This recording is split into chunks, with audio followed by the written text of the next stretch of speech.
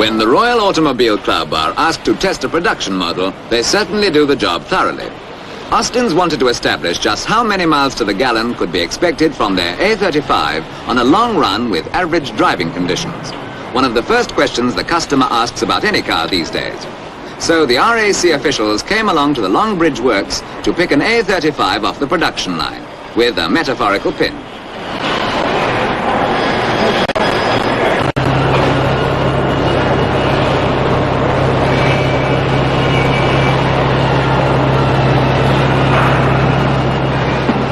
Here's their choice.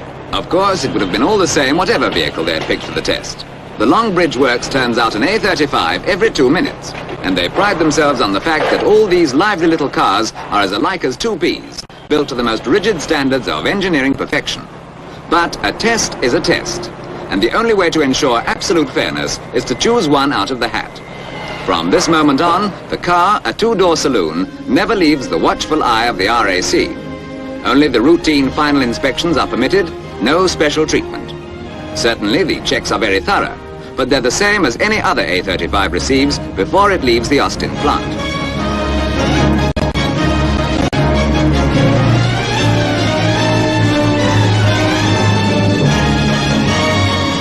Only one modification is fitted, a special straight-up filler tube inside the boot to allow for exact measurement and for locking up between fillings until the test is finished.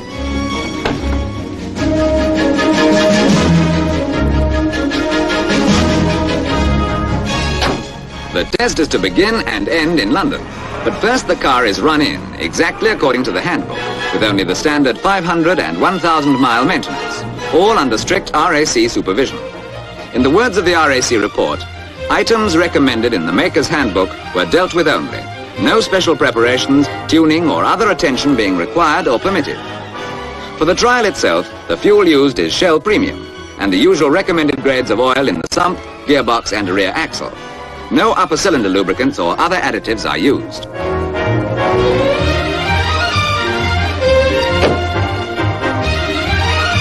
At the Fulham garage, which has been chosen as the starting point of the 500-mile test, the tank is filled to the measuring mark. Leslie Webb, the RAC's chief assistant engineer, is the official observer on the trial, and the man at the wheel is Joseph Lowry, joint technical editor of the motor. Everything's in order, and they're on their way.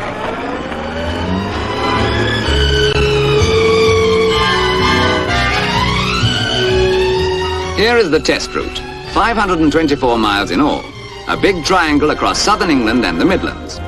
The first leg runs southwest from London, through Salisbury and Dorchester to Lyme Regis.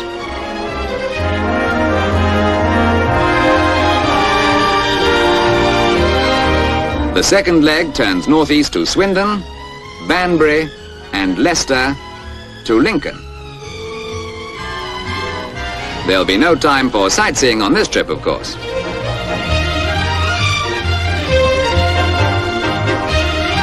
And finally, the home stretch through Peterborough and down the long road to London. The route was chosen to give as representative a mixture of open road, hills and traffic as possible. For while a run of the same mileage across the flat and empty lands of East Anglia, for example, would certainly produce a lower consumption figure, that's not the object of the exercise. What the buyer of a car wants to know, and what Austins are trying to find out for him, is how many miles to the gallon he can expect, not how many he could expect if he were able to choose his own roads.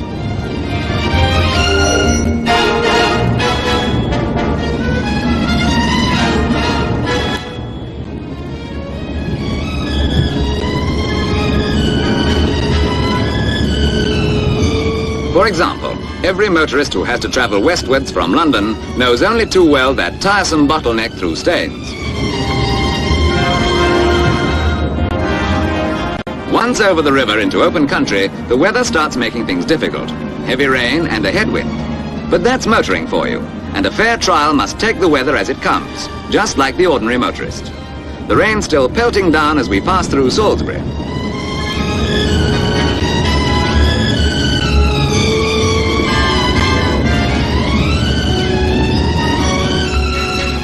The cathedral city is left behind, and for a few miles we hit a brighter patch, but the wind's still against us.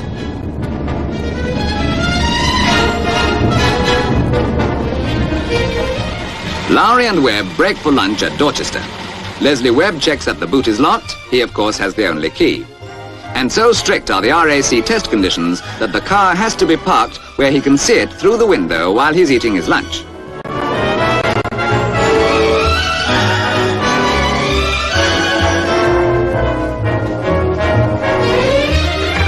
Off again on the last few miles of the first leg of the triangle.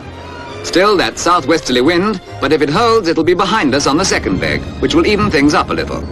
Still, even with the headwind, we're some 20 minutes in hand on our scheduled average of 30 miles an hour.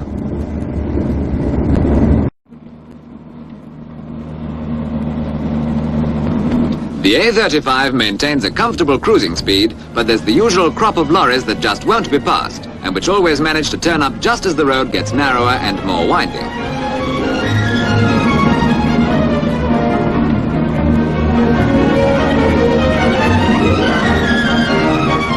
All the same, a lively little car like this will find a chance to overtake sooner than most.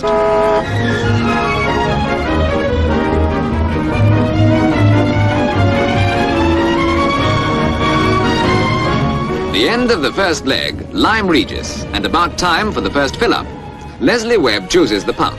Just one more of those meticulous RAC rules. He watches the filling carefully.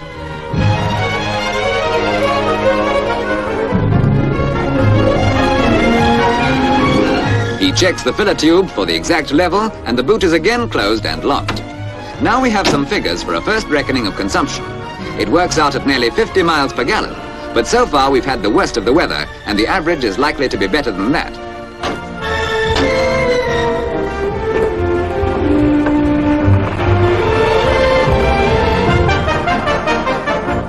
Through the town, and we've still kept that 20 minutes ahead of schedule.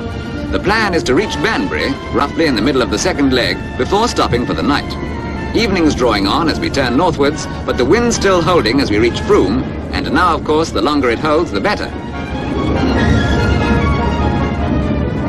Growing steadily darker now, and there's still another 2 or 3 hours driving ahead. Once again, that's part of the plan. Every factor a normal driver has to contend with on a run of this kind must be included in the test, and finishing in darkness is one of them.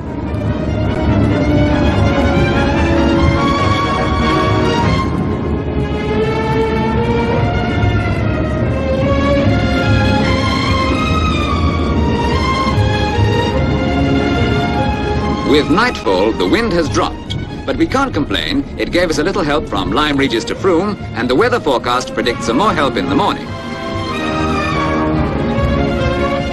Banbury, our stopping place for the night. A lock-up has been booked for the car.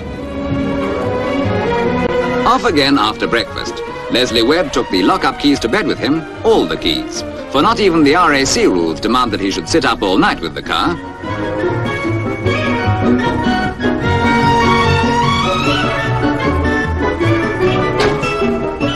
By the feel of it, the Met boys were right. There's quite a breeze already, and a following wind to Lincoln will make us all square on the weather.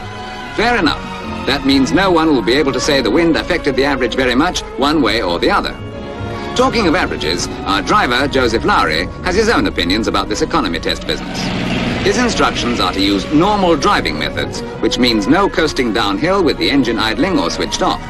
He sticks to the rules, of course, and the RAC's at his elbow to see that he does. But he maintains that whatever the result of the trial, a careful driver could do as much as 10 miles a gallon more by using all the legitimate petrol-saving dodges.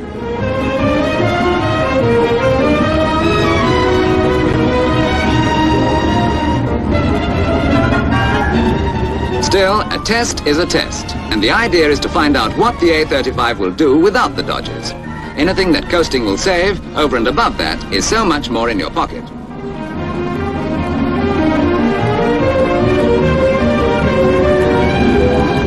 Lincoln, the end of the second leg, and by now we're nearly an hour ahead of our 30-mile-an-hour schedule. This will be the last fill-up before London, and it gives us another chance to check our consumption. And as we expected, that wind has tipped the balance. We're bettering the 50 miles per gallon target. But we mustn't count our chickens too soon. The trial isn't over yet.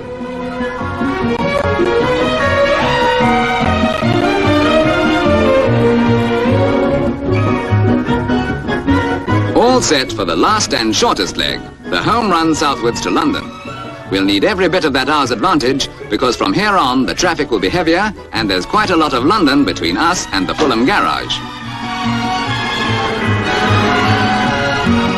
Bowling down the road towards Bourne, we're meeting our full quota of lorries. And now there's a strong gale in our face, so it looks as though we're not going to average out on the weather after all. All the same, we've still got most of that hour in hand.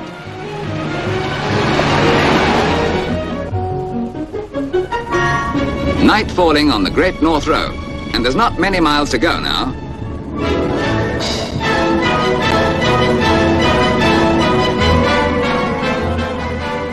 Into London, and the evening traffic's building up. We'll have to cross the West End in the thick of it.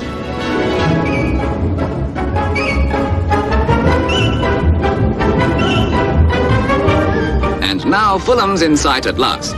524 miles are behind us in 2 days' driving. All we have to do now is to fill up exactly to the original mark, noting how much we have to put in, make the necessary subtractions and divisions, and we'll have the answer.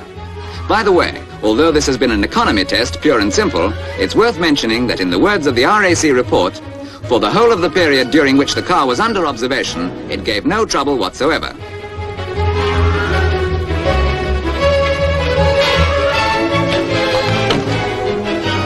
And now for the final verdict.